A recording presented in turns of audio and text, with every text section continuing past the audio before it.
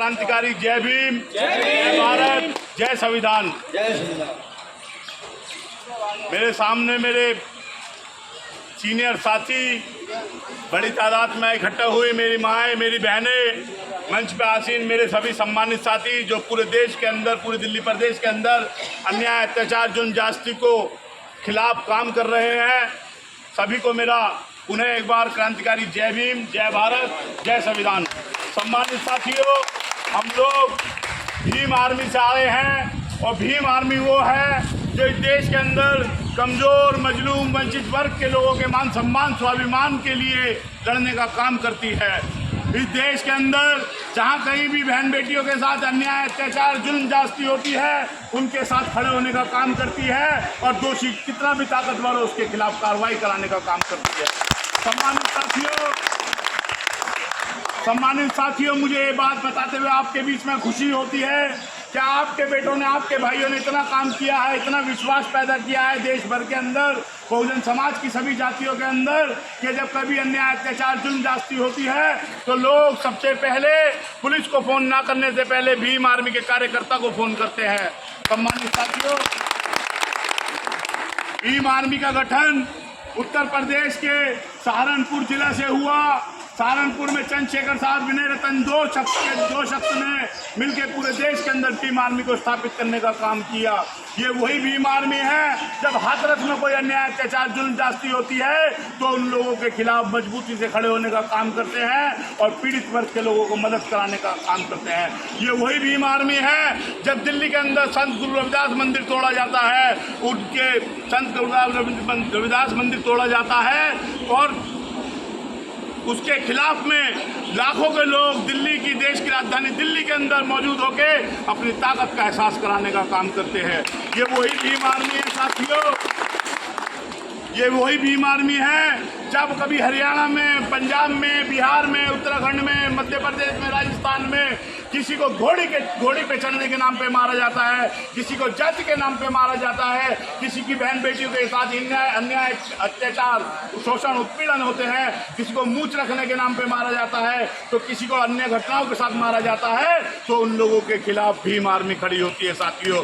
जब वो लोग नहीं आते तो आपका वोट लेकर इन कॉलोनियों में, इन बस्तियों में आते हैं, वोट के समय पे आपका वोट लेकर आ जाते हैं, तब वो लोग आप लोगों की आवाज़ नहीं उठाते। अगर आपकी आवाज़ कोई उठाता है तो आपका बेटा, आपका भाई, आपका मित्र भाई चंद्रशेखर आजाद, जो पूरे देश के अंदर जुल्म, ज्यादती के खिलाफ आवाज़ उठा रहा है। तो हमें ये बात समझनी चाहिए, ये बात हमें समझनी चाहिए कि हमें आप ऐसे व्यक्ति का साथ देना चाहिए जो हमारे साथ हम हमेशा खड़ा रहता है, या हमेशा जो है हमारे लिए लड़ने की बात करता है, या हमें ऐसे लोगों का साथ देना चाहिए जो हमारा वोट तो लेके चला जाता है, कभी बिजली के नाम पे तो कभी पानी के नाम पे, कभी हमें घर देने के नाम पे तो कभी हिंदू मुस्लिम के नाम पे, कभी हमें अमीर से गरीब से अमीर बनाने के नाम पे, कभी हमें महंगाई से सस्ताई कराने के नाम पे, मगर वो लोग हमारे साथ जब चुनाव हो जाते हैं तो उसके बाद दिखते नहीं हैं।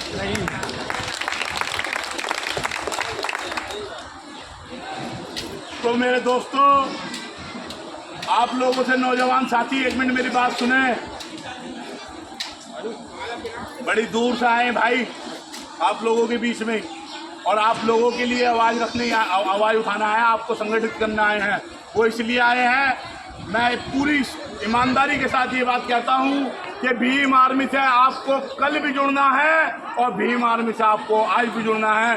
कल किसी अन्याय, अत्याचार, जुल्म, ज्यादती का शिकार होकर भीम आर्मी से जुड़ना पड़े, उससे पहले आज आपको भीम आर्मी से जुड़ जाना चाहिए। और किसी की हिम्मत नहीं होगी आपकी बहन बेटी की तरफ निगाह करने की भी, किसी की हिम्मत नहीं होगी आपके घरों की तरफ देखने की भी, किसी की हिम्मत नहीं होगी आपकी बस्ती की तरफ आंखें उठा के देखने की भी साथियों। तो साथियों, आपको भीम आर्मी से जुड़ना चाहिए। भीम आर्मी से इसलिए जुड़ना चाहिए क्योंकि आने वाली पीढ़ी को ये सामंतवादी शक्तिशाली लोग, ये ताकतवर लोग आने वाली पीढ़ी को पांव के तले कुचल के ख़त्म करने का काम इनके दिमाग में चल रहा है। ये साथियों, ये लोग हमारी जो बस्तियां हैं जिनको हम लोग अपने महल से कम नहीं देखते हैं, और इनके निगाहों में झुग्गियां झोपड़ियां हैं। इनके नाम पे कितनी बार हमसे इन लोगों ने वोट लेने का काम किया, और उस वोट लेने के बाद हमारे घरों को निस्तो नाबूद कर दिया। साथियों, सच्चाई बता रहा हूँ, ये बात यही सच्चाई है। मैं भूला नहीं, दिल्ली की लक्ष्मी नगर में 75 साल पुराने मकान इस तरीके के बने हुए थे, और उनको दिनों दिन और दिन रातों रात उनको ख़त्म कर दिया गया, उनको उजाड़ दिया गया, उनको ख़त्म कर दिया गया। आज वो बेचारे बेघर पता नहीं कहाँ से कहाँ घूम रहे हैं। नहीं तो जिम्मेवारी ये बनती है, भारतीय संविधान ये कहता है, अगर आप किसी का घर हटा रहे हो, किसी कारणवश अगर आपको उनकी झुग्गी बस्ती हटा भी रहे हो, तो पहले उनको उनके लिए बढ़िया अच्छा घर आपको बना के देने का काम करना चाहिए। ये भारतीय संविधान कहता है, ये सुप्रीम कोर्ट कहता है। मगर सच्चाई ये भी है साथियों, ये लोग ना तो भारतीय संविधान की बात मानते हैं, ना ही ये सुप्रीम कोर्ट की बात मानते हैं, और ना ही ये हमारे तुम्हारे दर्दों को समझने की बात करते हैं। ना ही इन लोगों के दिलों में आपके मेरे लिए और हमारे समाज के लोगों के लिए सम्मान है। साथियों, अगर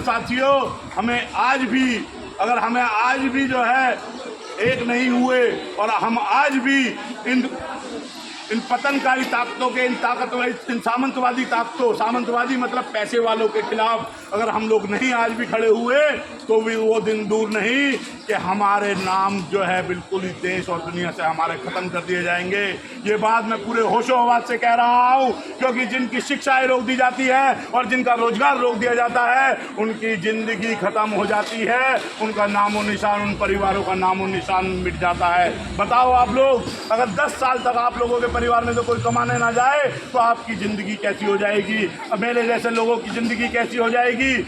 आने वाली पीढ़ी की ज़िंदगी कैसी हो जाएगी? और सरकार की जिम्मेवारी बनती है कि नौजवानों को रोजगार